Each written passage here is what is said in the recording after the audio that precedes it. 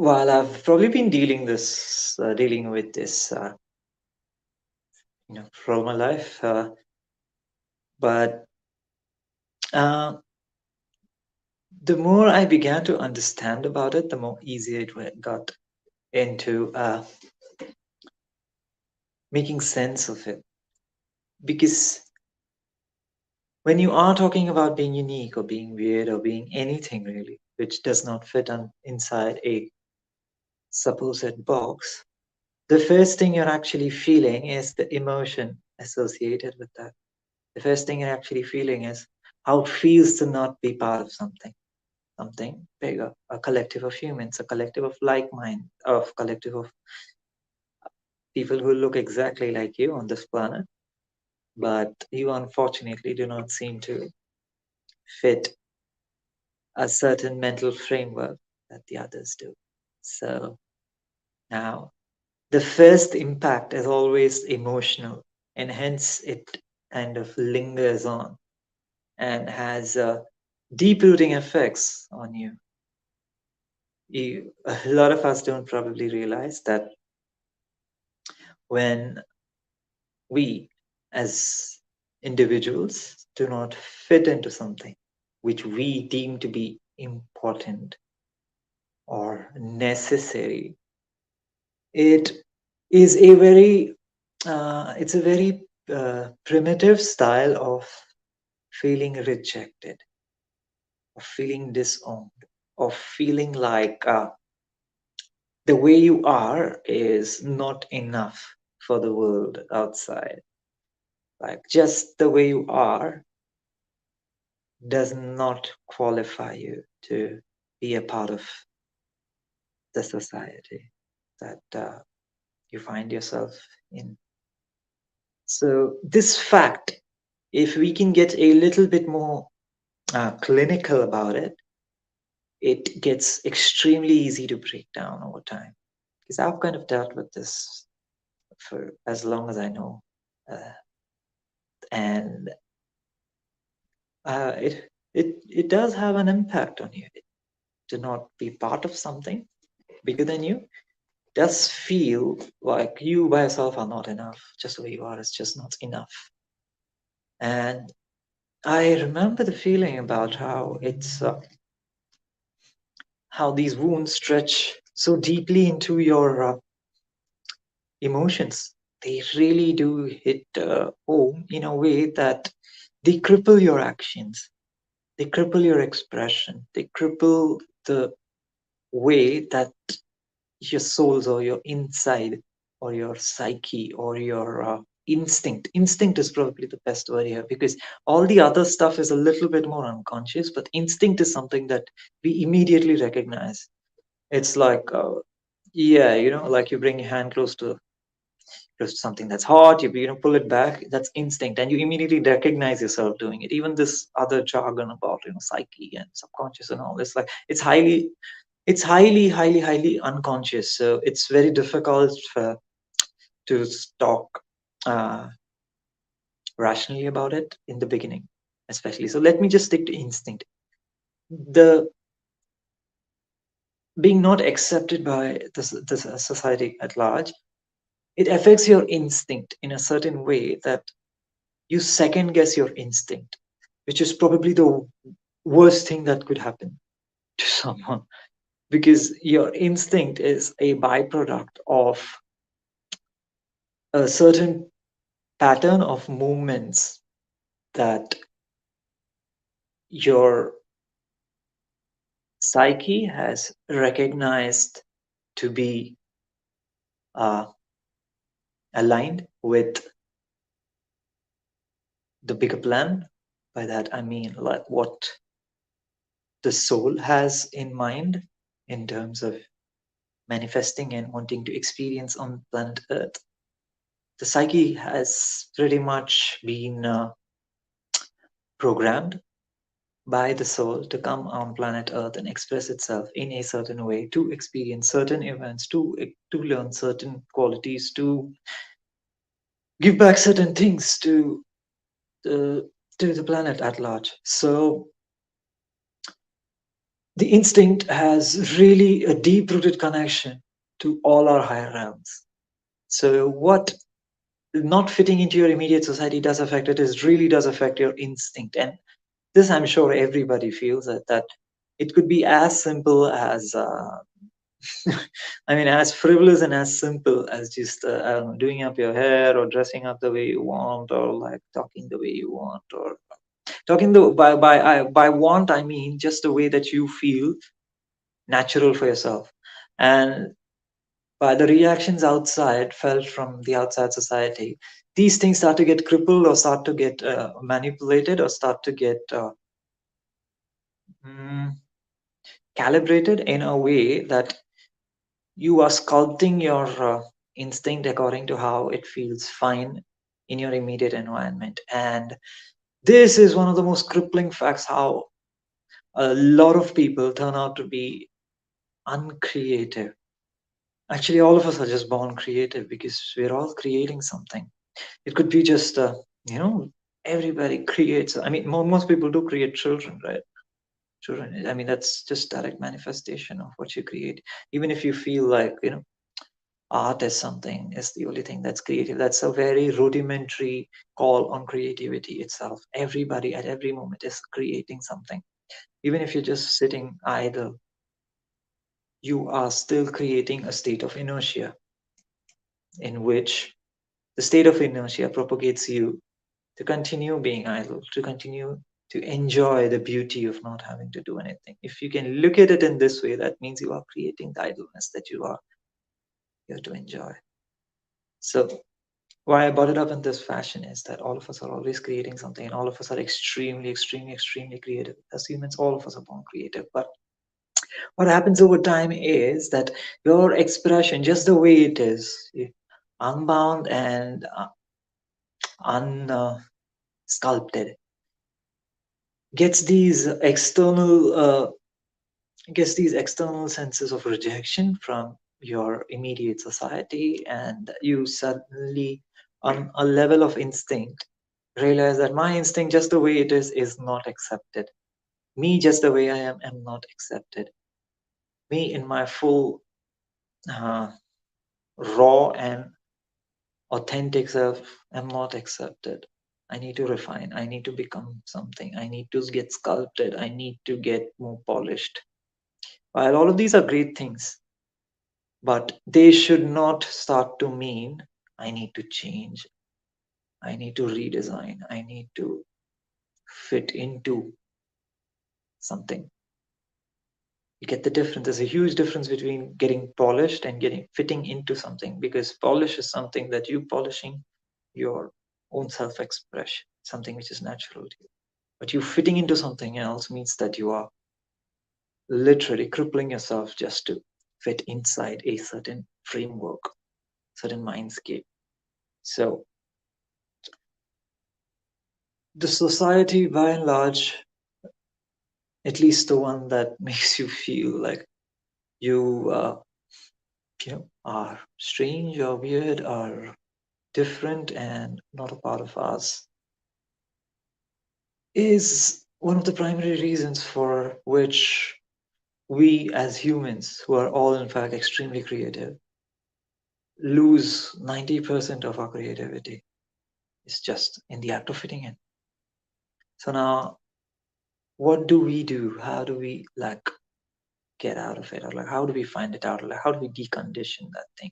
One of the most important things to note it is that it has had an emotional impact on you. Hence, you have, redesigned your instincts to fit into what is your society outside of you.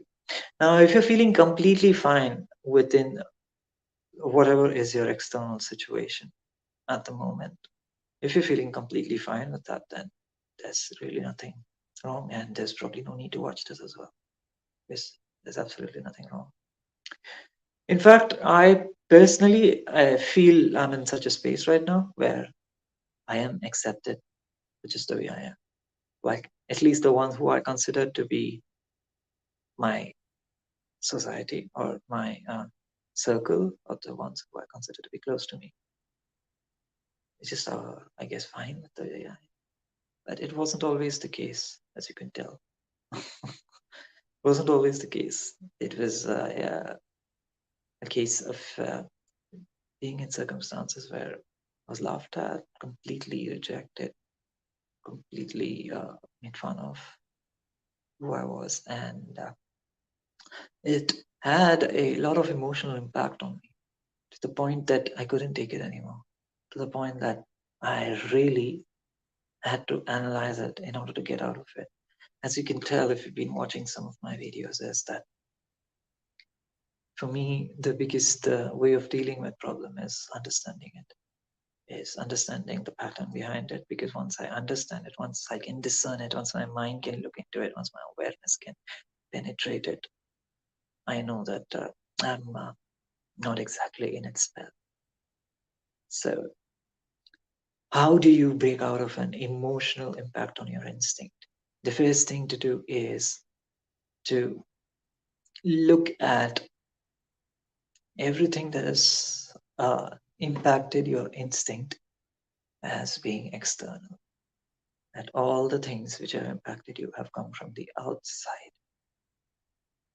And once you can start to look at these things as being coming from the outside, that the more and more you tell yourself that everything you find inside yourself when you sit down to either meditate or contemplate, or just lie down in bed and just look at yourself, just close your eyes and just feel all the parts of you which have not been accepted. When you start to look at them, you just need to try to find the source from when that event happened. And most 99% of the time you're going to have a story associated with it. That is, it happened at age something something with something something, around these so-called people, whoever it might be, family, friends, etc., or neighborhood. And you need to get into that point and see the source, see where it actually came from. Most of the times it's probably come from the outside, that it's just something which has gotten instigated and it's just happened to affect you. The more you can see them as outside, the more you're getting distance from the event itself, because the event is what has an emotional impact on you. And all we need to do is just bring our awareness to a point that we can see through the emotional impact. Because once we can see through the emotional impact, we are kind of separated from it. And once we're kind of separated from it, we have the necessary distance that it takes to heal ourselves by ourselves. We have the necessary distance from the event to see it separately. Now, this is not something which happens overnight. This is something that might take time, depending upon how bad the conditioning is, depending on how deeply the impact has had, or how much you yourself have stopped being creative, or stopped being tapping into your true potential. So the more and more distance you can get from the events, the better. And the best way to do it is train yourself in awareness, training yourself to look at events and try to find the sources. Because when you find the sources, voila, you have found that they didn't come from you. And when they haven't come from you, it's not your instinct, it's not yours. The more you deactivate with everything which was given to you from the outside, slowly, without even knowing it, you are naturally going to be doing things. Now, this is going to be extremely impossible to figure out in the beginning. Why? Because you're so used to having been told something, like forced from the outside, that suddenly when you do start doing things by yourself, like your instinct is kind of following your instinct, following your heart, so to speak, following your natural momentum, it's very difficult for you to figure it out because it's extremely unconscious. It kind of comes from a place of automatic action, and it's something that does not generally come into awareness very easily. So do not expect this to be something that you'll notice immediately. It might take a long time to realize that, oh, everything which was actually given to me from the outside has kind of gone away, has faded away. And now, however I am, I just am the way I am. And this just might be the way I'm was made. And this is kind of the process of figuring out, how you as an unapologetic so-called individual, so-called strange person, whatever you might want to call it, as an individual, I would like to call it individual. How do you get out of the conditioning that the society had maybe unconsciously put it on you because they thought that's best for you, but we're all different, right? And we need to figure it out for ourselves, at least most of us. So yeah, so the first point is realize that it's had an emotional impact on you, because till then you cannot get distance from the story. Second point is try to relive the story again, relive all the events that had the conditioning on you. And as you're reliving them, try to find the source. That's the third point. Try to find the source of the event. Most likely you'll find it externally. That the source came from somewhere, came from a mother, came from a circle of group, close friends, could have come from some higher authority, maybe. Fourth, you now realize that, okay, it's not come from me. So if it's not come from me, it's not my natural self. Fifth, you start to get more and more aware about that. If it's not mine, then no, yeah, then it's not mine. I don't want it. Sixth, slowly, you start doing actions by yourself, like start following your heart or start following your instinct. Why? Because the only thing blocking it was the information given by the society that this is how one should be. As you're deconditioning that or deprogramming that or getting rid of that or going to the root of that, going to the root itself means getting rid of it, because once you see the root, that's it. It just falls. Your awareness is stronger than the event. So yeah. So as in when you start feeling this is when you slowly start feeling expressive.